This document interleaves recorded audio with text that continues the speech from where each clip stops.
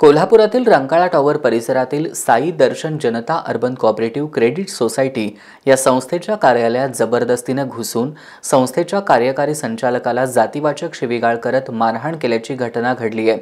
या प्रकरणी लक्ष्मीपुरी पोलिसांनी मनसेच्या राजू दिंडोरले, प्रसाद पाटील, विकास कांबळे यांच्यासह बी न्यूजचा वृत्तनिवेदक समर्थ कशाळकर या चौघांना अटक केली आहे। न्यायालयाने त्यांना 2 दिवसांची पोलीस कोठडी सुनावली आहे। कोल्हापुरातील रंकाळा टॉवर परिसरातील डीमार्ट जवळच्या इमारतीमध्ये साई दर्शन जनता अर्बन कोऑपरेटिव्ह क्रेडिट सोसायटी ही संस्था कार्यरत आहे। या संस्थेतील ठेवीदारांचे पैसे परत मिळत नसल्याचा जाब विचारण्यासाठी सोमवारी मनसेचे जिल्हाध्यक्ष माजी नगरसेवक राजू दिंडोरले, शहराध्यक्ष प्रसाद पाटील, बी न्यूज या वृत्तवाहिनीचा वृत्तनिवेदक समर्थ कशाळकर, विकास कांबळे हे चौघे अन्य काही साथीदारांसमवेत संस्थेत गेले। त्यावेळी संस्थेचे कार्यकारी संचालक शुभम देशमुख यांच्याशी ठेवीदारांचे पैसे परत का करत नाही असा जाब विचारत त्यांनी वाद घालायला सुरुवात केली। यावेळी मनसेच्या पदाधिकाऱ्यांनी देशमुख यांना जातीवाचक शिवीगाळ करत मारहाण केली। तसंच पुरावा नष्ट करण्याच्या उद्देशानं संस्थेतील DVR घेऊन निघून गेलेत। या प्रकरणी संस्थेचे कार्यकारी संचालक शुभम देशमुख यांनी दिलेल्या फिर्यादीवरून राजू दिंडोरले, प्रसाद पाटील, समर्थ कशाळकर आणि विकास कांबळे या चौघांच्या विरोधात लक्ष्मीपुरी पोलिसात गुन्हा दाखल करण्यात आला होता। यातील समर्थ कशाळकर हा कोल्हापुरातील बी न्यूज या स्थानिक वृत्तवाहिनीकडे निवेदक म्हणून काम करतो।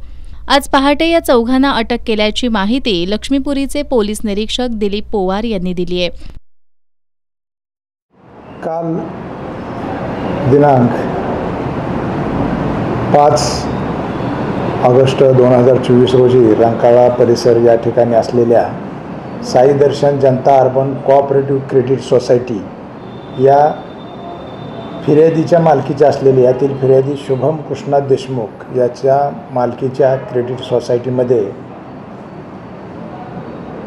या गुन्ह्यातील आरोपी राजू दिंडोरले, प्रसाद पाटील, समर्थ कशाळकर, विकास कांबळे आणि त्यांचे इतर 4-5 साथीदारांनी जबरदस्तीने प्रवेश करून यातील फिर्यादी शुभम कृष्णा देशमुख यांना हाताने बेदम मारहाण करून त्यांच्या संस्थेमध्ये जे ठेवीदारांनी पैसे ठेवलेत त्यांची तुम्ही फसवणूक करत आहात म्हणून त्यांना हाताने मारहाण केली आणि त्यांच्या ऑफिसमधील DVR ते जबरदस्तीनं घेऊन गेले।